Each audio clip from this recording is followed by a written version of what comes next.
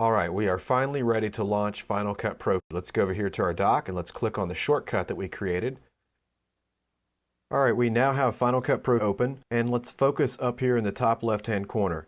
This is our browser window. This is where we organize our media into bins and sequences. By default, Final Cut Pro gives you a sequence file. If we accidentally close out the timeline, if we double-click on our sequence file, it will bring it back. Okay, over here is what's called the viewer. In this window, we can set in and out points, and if we click on what's called the Motion tab, we have After Effects-like transform tools. Pretty cool. Let's go ahead and click on our Video tab.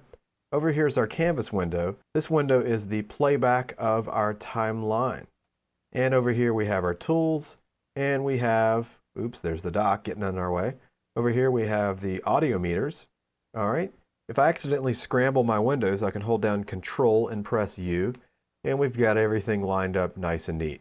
Now that I've given you a quick tour of Final Cut Pro, the next thing we need to do is come up here to the top left-hand corner and let's click on the name Final Cut Pro. We actually want to go to System Settings. Let's click on System Settings. It's going to open up a window where we can choose what's called our scratch disk.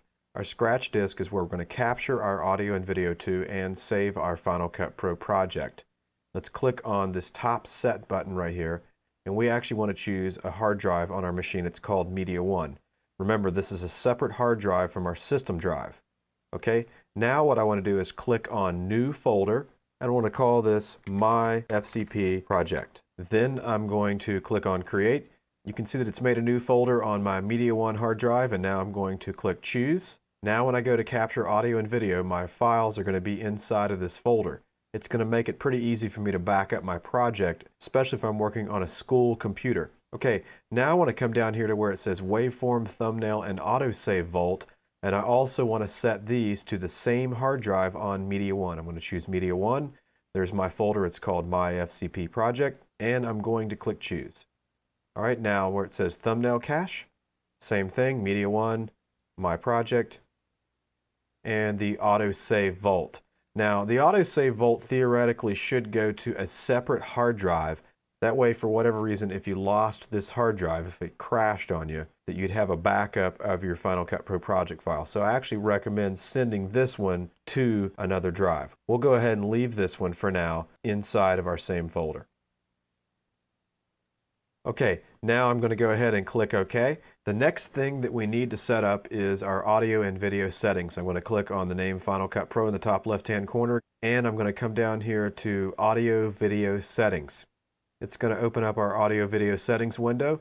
This is the window where we set our sequence preset and our capture preset. Right now, by default, when you launch Final Cut Pro, it's on DV-NTSC 48K for our sequence and our capture preset. If you're working with mini DV, DV Cam, or DVC Pro footage, this is the setting that you want. All right, so that's for our capture and for our sequence preset. Now, if we want the video to play off of Final Cut Pro's timeline to our camera or our deck, we want video playback set to Apple Firewire NTSC, and we want our audio playback set to Firewire DV. I'm going to leave mine where it is because I'm outputting the audio for this training. Okay, I'm going to go ahead and click OK. Now we're ready to go ahead and import our source material over to Final Cut Pro. Okay, now that we've got our system settings going, I want to hide Final Cut Pro. I'm going to click on the name Final Cut. I'm going to choose Hide Final Cut or Apple H. And I actually want to go into this hard drive and look at our file structure so that you understand what's happening with Final Cut Pro. I'm going to double click on the hard drive. Here's my folder that says My FCP Project. And if we step inside this project, let's take a closer look. You can see that it's created 3 folders right now: audio render files, capture scratch, and render files. Inside of capture scratch is where we're going to find our footage that we have digitized. Now right now I don't have a Final Cut Pro project file because I haven't saved my project yet. Let's go ahead and do that. I'm going to go ahead and go back to the dock and let's click on the name Final Cut Pro. We're going to go ahead and save our Final Cut Pro project. Let's click on File, Save Project As, and then we're going to choose our hard drive, Media 1. We're going to click on My Final Cut Pro Project, and we're going to save our project file in this folder, and that way it's going to be really easy for us to back up our project. Let's zoom in and take a closer look. You can see that it has a file extension of .fcp. I'm just going to click and highlight this, and I'm going to call this FCP Demo. All right. Now I'm going to go ahead and click Save. And I'm going to press Apple H to hide Final Cut Pro. And if we look inside of our folder, let's go to My FCP Project. You can see that we have our Final Cut Pro project file. Let's zoom in and take a closer look. This is what a Final Cut Pro project icon looks like. Now we're almost ready to start editing with Final Cut Pro. What we want to do next is double click on the source materials DVD, and let's go to the column view. And then we actually want to select the folder that's called Walk Up to House. I actually want to copy this folder that's called Walk Up to House inside of my Final Cut Pro project that's on my scratch drive on my tower. It's not a good idea to import footage from a CD or a DVD-R into Final Cut Pro's timeline. A CD is not as fast as a hard drive. It's going to slow you down. I recommend definitely copying all video and audio material to a hard drive. Do not work from a CD or a DVD. It's bad news. Okay, what we want to do is go ahead and copy this folder that says Walk Up to House into our folder on the hard drive.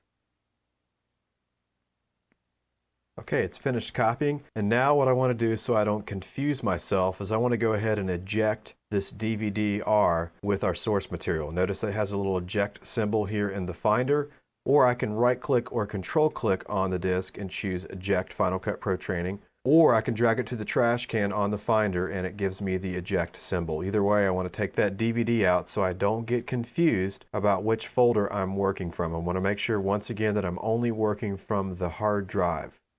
Okay, I'm going to go ahead and quit this window, and let's go ahead and go back to the dock and click on the Final Cut Pro icon. Okay, now we want to go ahead and get started cutting our first scene together from the Buddy movie. Let's go ahead and right-click or control-click here in the browser, and I'm going to choose Import, and I actually want to choose Import Folder. And I'm going to go to Media 1, and I'm going to click inside the folder that's called My FCP Project, and I want to actually import the folder that's called Walk Up to House. I'm going to click on Choose. Now it's going to give me an error, which it did because we tried to import a Final Cut Pro project file. You actually can't import a project file, but of course you can import media such as QuickTimes or still pictures. Okay, now that I've imported the Walk Up to House folder, let's twirl down this triangle, and you can see that I've already organized our footage into bins. It's really easy if I want to create a new bin. Let's zoom in and take a closer look here at the browser window. I'm going to right-click and choose New Bin. Okay, we have a new bin. Notice it gives us an untitled bin, and I'm going to call this New Video Clips. Okay, that way if I digitize some material into my computer, this is where our new video is going to go. And what I'm going to do now is go ahead and right-click on this folder, and I'm going to set this as my logging bin. And notice how it puts the slate right next to this bin. And that way if I capture any new media into Final Cut Pro, or what I mean by that is record footage from my mini DV tape onto the hard drive, I can find it inside of that folder. Now if I actually want to change the view of my icons here inside the browser window, let's go ahead and do that. If I double click on the video folder, notice how this tab pops up. But if I want to see a video thumbnail of these clips, if I right click on here, I can choose View as Medium or Large Icons. All right, and that actually gives us a video thumbnail view. I'm going to go ahead and close this tab out. Now another trick that I can show you is if our text is too small, if I right click, I can get a text size. Right now we're on small, I can choose medium, or let's go back and choose large text. There you go. I actually like the smaller text. I'm going to right click and go back to text size, and I'm going to choose small. Okay, so that's what's going on inside of the browser window. Let's go ahead and double click on a video clip and let's talk about the viewer. I'm going to collapse the triangle on my video bin inside of Walk Up to House, and let's scroll down, and I want to double click on Car Pull Up Wide. If I double click on this shot, it's going to load it inside of the viewer. Notice over here on the left hand side of the viewer these film sprockets. This indicates the absolute beginning of the media file. So if I wanted to do a transition into this clip, I'd want to make sure that I actually set my endpoint a little bit away from the absolute beginning of the clip. And also the same thing, if I scrub all the way to the end, notice I can move my playhead.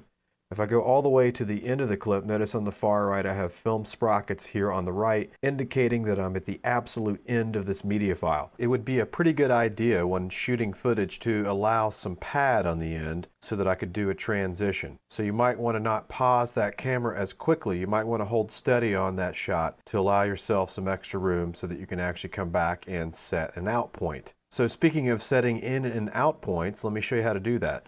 Down here on the bottom left of the viewer window, notice that we can click on the in point. In our case, we actually want to set what's called an out point. Or you can press I and O on the keyboard.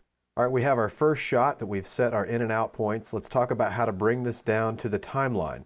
The shortcut key on the keyboard is to actually press F10, and this brings the shot down to the timeline. So F10 is the quick way to bring this down. This is called an overwrite edit. We can also take this shot, if we click and hold down on it, we can drag it over to what's called the canvas window, and if we drop it on overwrite, it will put it down onto the timeline. If we zoom in and take a closer look at our timeline, you can see that our source patch is targeted onto V1. If I untarget this patch and I come over here and I delete the video clip, I'm going to select it and press delete. Let's actually bring it down to the timeline again, or try to. Click and hold down, I'll drop it on overwrite. Notice that it says your edit operation had no effect. Check the target tracks. So we might want to watch this. Now, the reason why we only have a video patcher and we don't have audio patchers is because this clip doesn't have any audio. I'm going to go ahead and patch this shot back to V1. And let's go ahead, and this time I'll show you the third way to bring the edit down. We can click on overwrite. All right, we have this shot down here on the timeline. I want to go ahead and back this up. And then if we go up here to our music, let's collapse this folder and let's double click on our music track inside of the music bin, Trance 3. All right, check this out. I can actually scrub through the audio if I click and hold down on the playhead. Listen.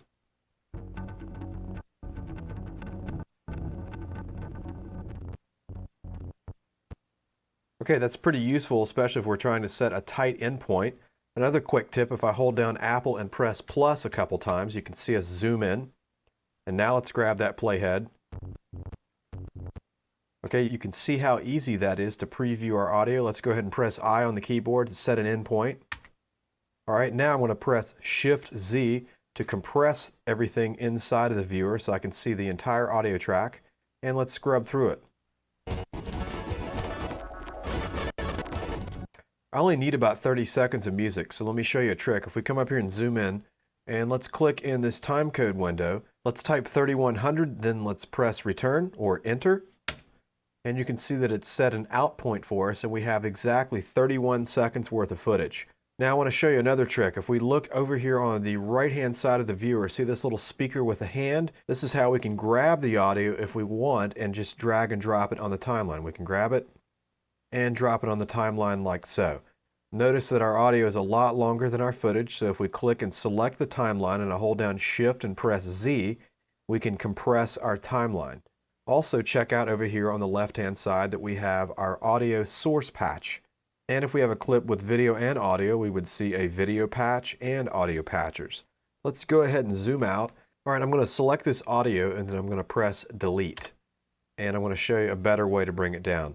We want to bring our playhead back to the beginning, so instead of clicking and holding and dragging the playhead, let's press our home key. I'm going to press home to take that back to the beginning. And now I'm just going to click on the little red overwrite or press F10. And you can see how that lays down our music nice and neat. Now the next thing that I want to happen is I want to see audio waveforms. This is pretty easy to get to. If I come down here to the bottom of the timeline and I click on this little triangle, I can go here and I can choose Show Audio Waveforms. Okay, now we have audio waveforms. Also down here is what's called our track height. And I'm just going to click on these blocks to change our track height. Okay, I like that right there. Now I want to see some rubber bands so I can fade up and down my music if I click on this pyramid or toggle what's called clip overlays, Option W. There we go, there's our rubber bands so we can lower and raise our audio levels. Okay, let's press the home key and let's take a look and listen. Okay, great. We have some media on the timeline. Let's go ahead and grab our next shot, which is Brock getting out of the car. I'm going to click on Car Passenger Pull-Up.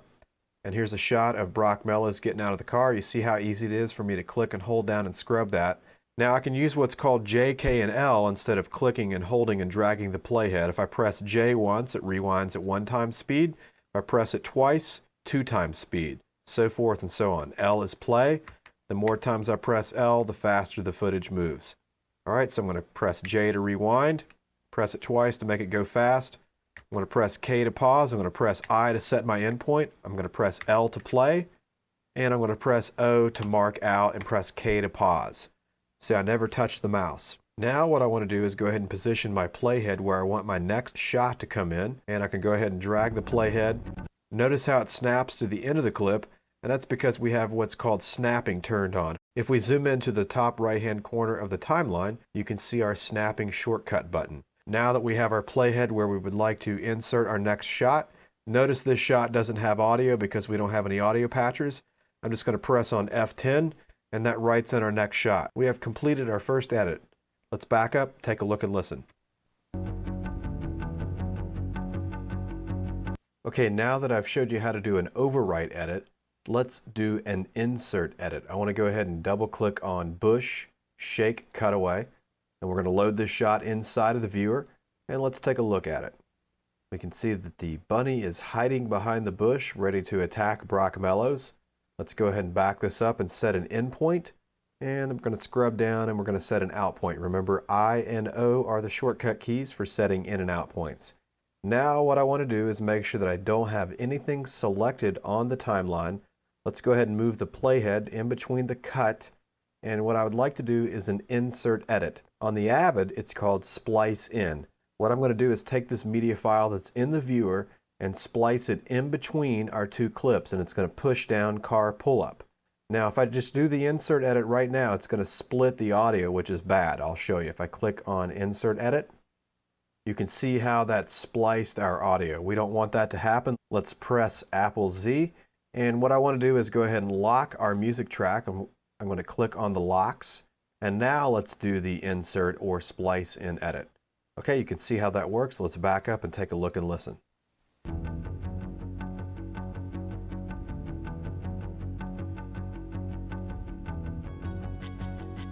Okay, so that was our insert edit.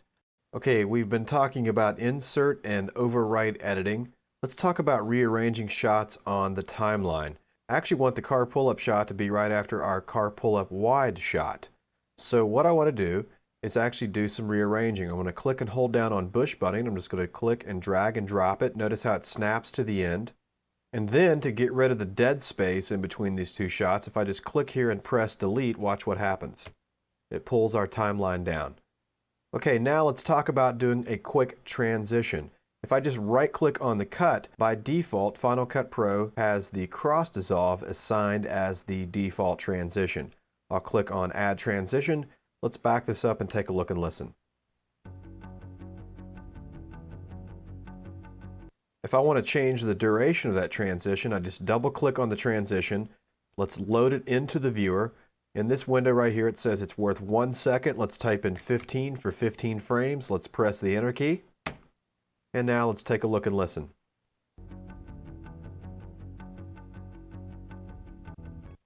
Okay, that's our quick transition. Okay, now that I've shown you how to do a quick transition, let's go ahead and start working with audio again. Let's bring that voiceover down to tracks A3 and A4.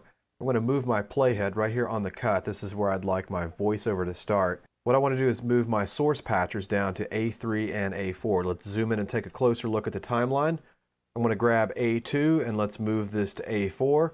And let's take A1 and move it to A3. All right, let's zoom back out. Now let's come over here to the browser window, and we want to go inside the voiceover bin, and let's double click on pull into driveway. All right, let's play this and take a listen. It was a typical Tuesday night. You know, nothing of importance going on. The voiceover is only playing in the left channel, and we can see visually that the voiceover was only recorded on one audio channel, and the audio that's on A2 is not really usable. Well, first let's go ahead and click here in the pan, and let's type in 0 and press enter to go ahead and pan it to the middle, and let's listen, see if it works. It was a typical Tuesday night. You know, nothing of importance going on. All right, it's okay to start with. It's okay for right now, but we're going to delete this second part of the audio that we don't need. All right, there's a couple ways that we can bring audio down to the timeline. If you like to drag and drop content down to the timeline, if we zoom in and take a closer look, notice the little hand on the speaker. If we click and hold down on that hand, we can actually drag our audio down to the timeline like so. I'm going to undo that. We've already done our patching, so let's go ahead and click on the Overwrite edit. And you can see how easy that is to lay in our